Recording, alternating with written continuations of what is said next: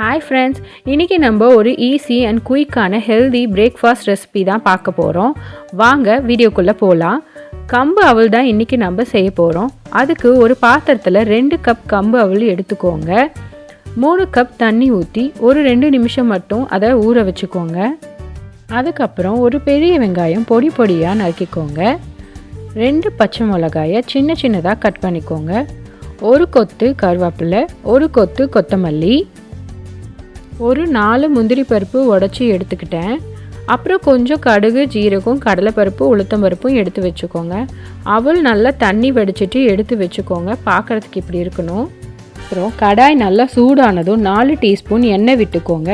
எடுத்து வச்சுருந்த கடுகு, உளுத்தம்பருப்பு, ஜீரகம் எல்லாத்தையும் அதில் சேர்த்துக்கோங்க. கொஞ்சம் முந்திரி பருப்பு, கருவேப்பிலை, பச்சை மிளகாய், வெங்காயம் எல்லாத்தையும் நல்லா வதக்கி எடுத்துக்கோங்க.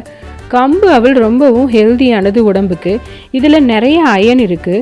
அப்புறம் குழந்தைங்களுக்கு நிறைய இம்யூனிட்டி பூஸ்ட் பண்ணுறதுக்கும் ரொம்ப உதவியாக இருக்கும். நம்ம சாதாரணமாக கம்பு கூழ் குடிக்க சொன்னால் குழந்தைங்க குடிக்க மாட்டாங்க. பட் இந்த மாதிரி கம்பு அவல் செஞ்சு தந்தால் குழந்தைங்க விரும்பி சாப்பிடுவாங்க. அவங்கள எப்படியோ சாப்பிட வைக்கிறதுக்கு இதுவும் ஒரு ஈஸியான வேவாக இருக்கும். நல்லா வெங்காயம் வதங்கினதுக்கு அப்புறமா கொஞ்சம் போல் கொத்தமல்லியை சேர்த்துக்கோங்க. நாம் ஊற வச்சுருந்த அவளையும் அதில் சேர்த்துக்கலாம். இதில் ஒரு டிப் என்னென்னா, கம்பு அவல் கிளறும் போது உடையும். ஸோ லேசாக கிளறி விட்டுக்கோங்க. அப்போ தான் உதிரி உதிரியாக வரும். நல்லா கிளறி விட்டதும் கடைசியாக ஒரு கீத்து துருவின தேங்காயும் அதில் சேர்த்துக்கோங்க. அப்போ தான் ரொம்பவும் டேஸ்டியாக இருக்கும். இந்த ஹெல்தியான ரெசிப்பியை நீங்களும் வீட்டில் ட்ரை பண்ணி பாருங்கள்.